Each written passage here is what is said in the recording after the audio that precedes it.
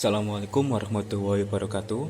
Perkenalkan, nama saya Berta Mahendra. Saya dari Teknik Informatika semester 6 Universitas Islam Lamongan. Saya di sini akan menjelaskan tentang etika dalam perusahaan, yaitu prinsip dan kode etika dalam bisnis di perusahaan di Indonesia ini. Baik, di sini akan menjelaskan dengan etika bisnis ya. merupakan Etika bisnis itu merupakan sistem nilai yang dijabarkan dari filosofi perusahaan. Jadi setiap perusahaan itu mestinya ada visi dan misi dan filosofi tersendiri. Dan itu pun berbeda dari perusahaan lain itu. Jadi cara sistemnya itu berbeda juga. Dan lanjutnya itu ada paradigma bisnis dan business values yang dianut oleh perusahaan sebagai acuan untuk berhubungan dengan lingkungan internal maupun eksternal. Jadi dalam hal perusahaan ini enggak begitu ya agak rumit. Ada beberapa ada di berbeda-beda dengan lingkungannya tadi, lingkungannya di internal dan maupun di eksternal. Di eksternal itu dalam masyarakatan. Lanjut kita ke etika bisnis dalam hal mengatur hubungan antara perusahaan. Nah, di dalam pengertian ini, perusahaan sebagai suatu entitas, atau juga sebagai prioritas lah.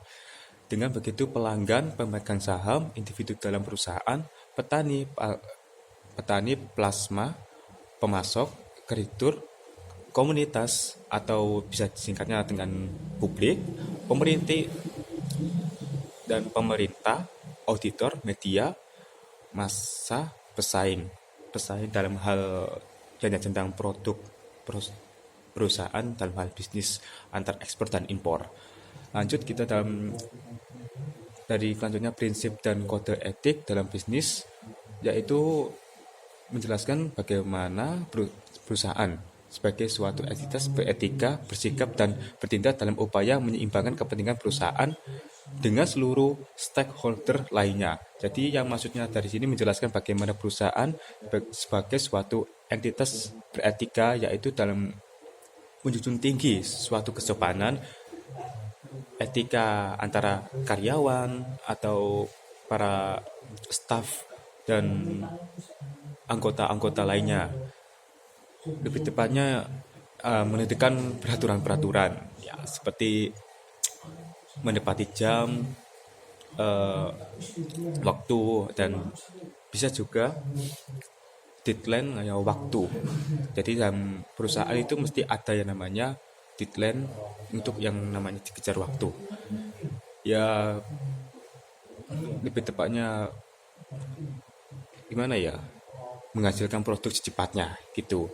Dan dalam sini juga nggak hanya produk saja, tapi dalam upaya menyeimbangkan kepentingan perusahaan dengan seluruh stakeholder lainnya. Dan stakeholder lainnya itu bisa bermanfaat buat masyarakat atau semua para pelanggan maupun pemegang saham, individu dalam perusahaan atau pemasok.